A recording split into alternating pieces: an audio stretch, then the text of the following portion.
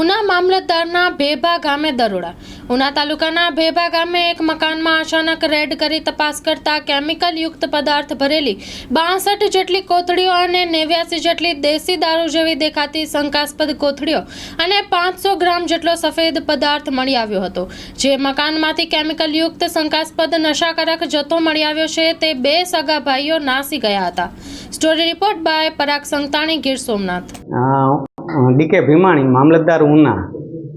हाँ, मेहरबान कलेक्टर साहेब गीर सोमनाथ भेभा गामे लोकोना आरोग्यने नुकसान करता पदार्थનું વેચાણ થતું હોવાની બાતમી મળેલી હતી। એ બાતમી આધારે અમોને તપાસ કરવા માટે સૂચના મળતા આજરોજ અમોએ ટીમ સાથે ભેભા ગામની મુલાકાત લેતા વિનુભાઈ ભોળાભાઈ સોલંકીનું મકાન આવેલ છે, જેમાં કેમિકલ યુક્ત પીણું બનાવી કોથળીમાં પેક કરી વિતરણ કરવામાં આવતું હતું।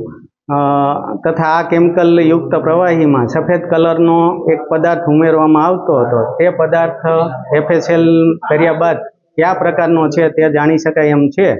તેમજ આ મકાનની બાજુમાં આવેલ દિનેશભાઈ ભોળાભાઈ સોલંકીના મકાનમાં તપાસ કરતા તેમાં આશરે 89 કોથળી જેટલું દેશી દારૂના જેવું પ્રવાહી છે એ મળી આવેલ છે। આ ચીજ વસ્તુઓ છે એ તપાસ અંગે અને આગળની ઘટતી કાર્યવાહી માટે જથ્થો છે એ પોલીસને સુપ્રત કરેલ છે।